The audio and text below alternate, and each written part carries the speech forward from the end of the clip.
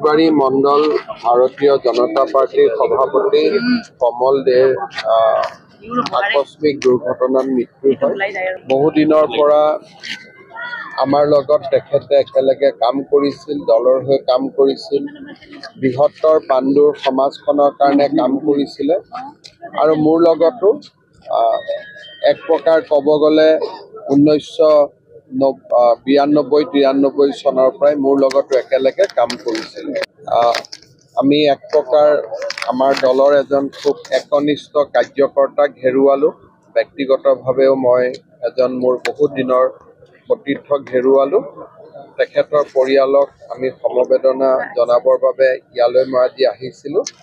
পৰিয়ালৰ সকলোকে লগ পাই সমবেদনা জনালোঁ আৰু বিদেহী আত্মাৰো সদ্গতি কামনা কৰিলোঁ। জালুকবাৰী মণ্ডল ভাৰতীয় জনতা পাৰ্টিৰ সভাপতি কমল দেৰ আকস্মিক দুৰ্ঘটনাত মৃত্যু হয়।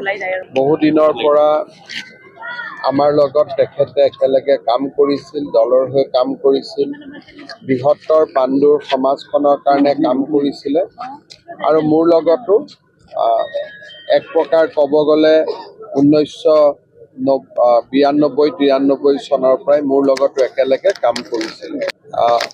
আমি এক প্ৰকাৰ আমাৰ দলৰ এজন খুব একনিষ্ঠ কাৰ্যকৰ্তাক হেৰুৱালোঁ। ব্যক্তিগতভাৱেও মই এজন মোৰ বহুত দিনৰ সতীৰ্থক হেৰুৱালোঁ। তেখেতৰ পৰিয়ালক আমি সমবেদনা জনাবৰ বাবে ইয়ালৈ মই আজি আহিছিলোঁ।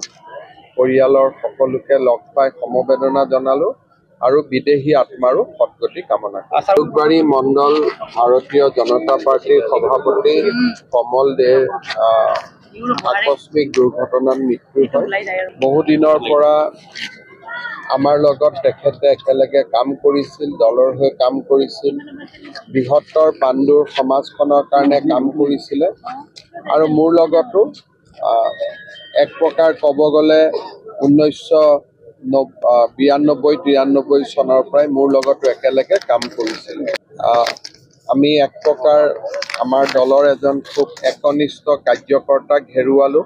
ব্যক্তিগতভাৱেও মই এজন মোৰ বহুত দিনৰ সতীৰ্থক হেৰুৱালোঁ। তেখেতৰ পৰিয়ালক আমি সমবেদনা জনাবৰ বাবে ইয়ালৈ মই আজি আহিছিলোঁ। পৰিয়ালৰ সকলোকে লগ পাই সমবেদনা জনালোঁ আৰু বিদেহী আত্মাৰো সদ্গতি কামনা কৰিলোঁ। জালুকবাৰী মণ্ডল ভাৰতীয় জনতা পাৰ্টিৰ সভাপতি কমল দেৰ আকস্মিক দুৰ্ঘটনাত মৃত্যু হয়। বহুদিনৰ পৰা আমাৰ লগত তেখেতে একেলগে কাম কৰিছিল, দলৰ হৈ কাম কৰিছিল, বৃহত্তৰ পাণ্ডুৰ সমাজখনৰ কাৰণে কাম কৰিছিলে আৰু মোৰ লগতো এক প্ৰকাৰ ক'ব গ'লে 1992-93 চনৰ পৰাই মোৰ লগতো একেলগে কাম কৰিছিলে। আমি এক প্ৰকাৰ আমাৰ দলৰ এজন খুব একনিষ্ঠ কাৰ্যকৰ্তাক হেৰুৱালোঁ। ব্যক্তিগতভাৱেও মই এজন মোৰ বহুত দিনৰ সতীৰ্থক হেৰুৱালোঁ। তেখেতৰ পৰিয়ালক আমি সমবেদনা জনাবৰ বাবে ইয়ালৈ মই আজি আহিছিলোঁ। পৰিয়ালৰ সকলোকে লগ পাই সমবেদনা জনালোঁ আৰু বিদেহী আত্মাৰো সদ্গতি কামনা কৰিলোঁ।